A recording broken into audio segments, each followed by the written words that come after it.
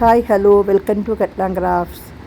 അപ്പോൾ അതേ ഞങ്ങൾ ഉച്ചയ്ക്കത്തെ ഊണുണ്ടാക്കാനുള്ള പരിപാടിയാണ്. അപ്പം മമ്മി പക്ഷേ രാവിലെ തന്നെ എണീറ്റിട്ട് മമ്മി മാങ്ങ നമുക്ക് അന്ന് അമ്പലത്തിൽ പോയപ്പോൾ നമ്മുടെ അവരുടെ പിള്ളേരുടെ വീട്ടിൽ നിന്ന് കുറച്ച് മാങ്ങ കിട്ടിയിരുന്നു. അപ്പോൾ അത് അന്നേരം തന്നെ അരിഞ്ഞു വെച്ചിട്ട് 2 ദിവസം അതിങ്ങനെ അരിഞ്ഞു വെച്ചു. എന്നിട്ട് ഇതേപോലെ തന്നെ കടുക് വറുത്ത് ഉലുവയും ഇട്ട് വെളുത്തുള്ളി, മഞ്ഞൾപ്പൊടി,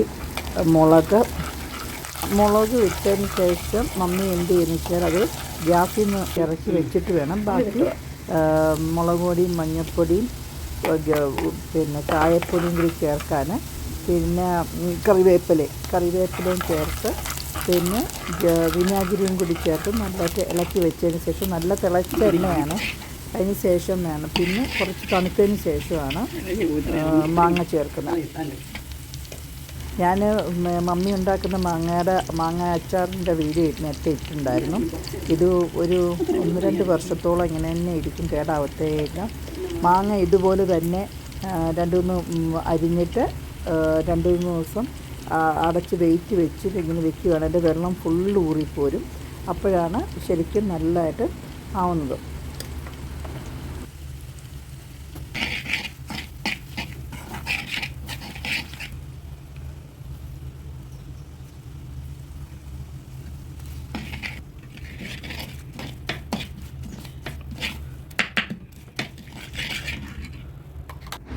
അതിന് തണുത്തതിന് ശേഷമേ മാങ്ങ എടുത്തുള്ളൂ.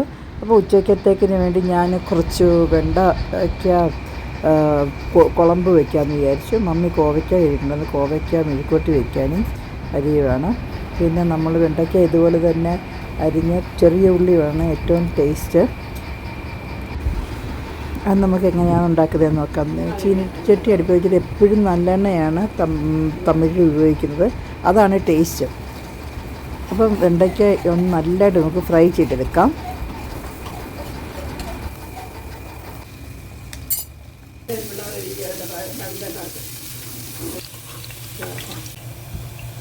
ഇനി നമ്മൾ ചെറിയ ഉള്ളി നല്ലതായിട്ടൊന്ന് വഴറ്റിയെടുക്കാം. വെളുത്തുള്ളിയും കൂടി നമുക്കിട്ട് വഴറ്റണം. നല്ലതായിട്ട് വഴറ്റി വന്നു കഴിഞ്ഞതിന് ശേഷം 2 തക്കാളിയും കൂടി ഇടാം നമുക്ക്. അതും ഇതുപോലെ തന്നെ ഉപ്പും ഇട്ടിട്ട് നല്ലതായിട്ട് വഴറ്റിയെടുക്കണം.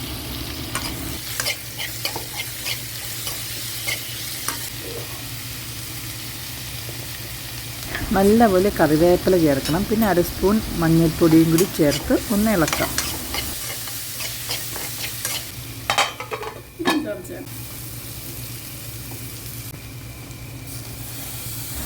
പിന്നെ നമുക്ക് സാമ്പാർ പൊടി 1 സ്പൂണും കുളമ്പ് പൊടി 2 സ്പൂണും ചേർക്കാം. ഞാൻ കുളമ്പ് പൊടി വീട്ടിലുണ്ടാക്കാറുണ്ട്, പക്ഷേ ഇത് ഞാനിപ്പം ആച്ചി കുളമ്പ് പൊടിയാണ് യൂസ് ചെയ്തേക്കുന്നത്. പിന്നെ നല്ലതായിട്ട് നമുക്കൊന്ന് ഇളക്കി കൊടുക്കാം. കുറച്ച് കൂടി എണ്ണ വേണം. പിന്നെ നല്ലെണ്ണയാണ് ടേസ്റ്റ്, നല്ലെണ്ണ ഒഴിച്ച് കൊടുക്കാം. ഇച്ചിരി ഇതൊഴിക്കാവുന്നേ, മറ്റേ എണ്ണ അല്ല, ഇതേ നല്ലെണ്ണ.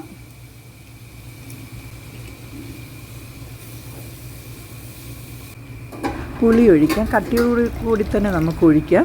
ഒന്ന് ഇളക്കി കൊടുത്തതിന് ശേഷം 2 ഗ്ലാസ് വെള്ളം ഒഴിക്കണം. അതിനുശേഷം നമുക്ക് വറുത്ത് വെച്ച് നമ്മുടെ വെണ്ടയ്ക്ക ഇതിനകത്ത് ചേർത്ത് കൊടുക്കും.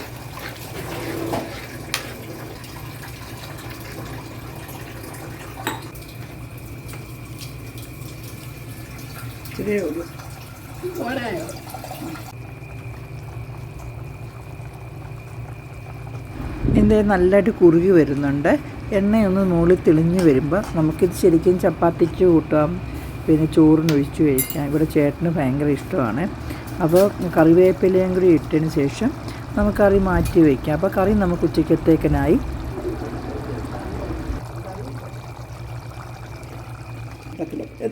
വെള്ളം വെക്കണോ അമ്മ? ഇപ്പോൾ ആ വെള്ളം തിളപ്പിക്കുമ്പോൾ വെച്ചാൽ പോരെ?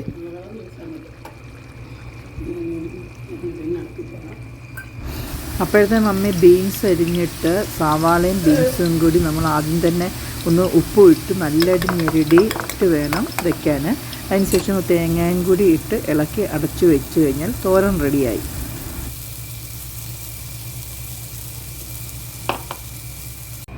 ജമ്മുവിലും ഇവിടെയും ഭയങ്കര ചൂടാണ്.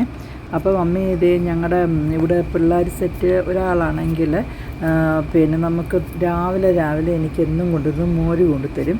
അപ്പോൾ അതിനകത്തേക്ക് മമ്മി എന്ത് വെച്ചാൽ ഇഞ്ചി, കൊച്ചുള്ളി, പച്ചമുളക്, കറിവേപ്പില, പിന്നെ ഒരു ഐറ്റോട് ചേർത്ത് നല്ലതാണ് ഏതാണെന്നറിയാമോ, നാരകത്തിൻ്റെ ഇല. ഇത്രയും കൂടി നമ്മളൊന്ന് അരച്ചിട്ട് സംഭാരം ഉണ്ടാക്കാൻ വേണ്ടി, മുരുമ്പെള്ളം ഉണ്ടാക്കാൻ വേണ്ടി ഇതേ മമ്മി റെഡിയാക്കുവാണ്. ചൂട് സമയത്ത് ഇതിങ്ങനെ കുടിക്കുവാണെങ്കിൽ നമുക്ക് ക്ഷീണം തോന്നത്തില്ല. നല്ലൊരു എനർജി ഡ്രിങ്കാണ്.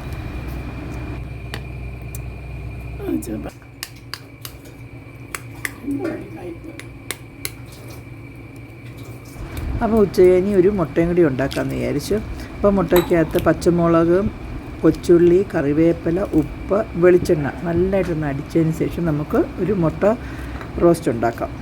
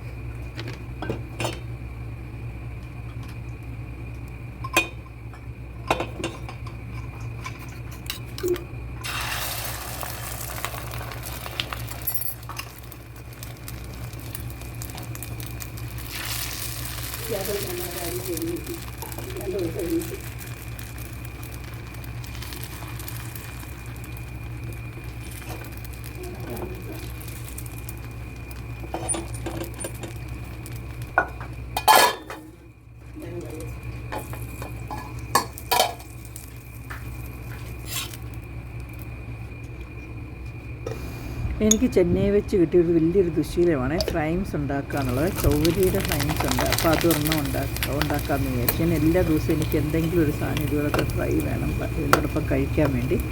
അപ്പോൾ അതുകൂടെ ഉണ്ടാക്കി വെച്ച് ഏകദേശം എല്ലാമായി.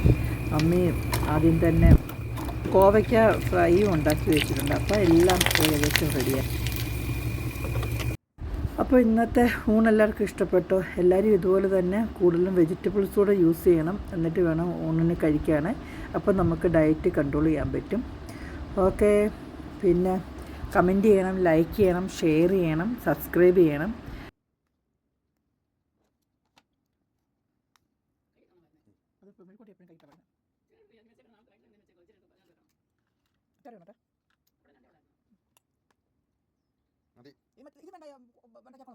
ഞാൻ കുളിക്കാനല്ലല്ലോ, തിന്നാനല്ലേ?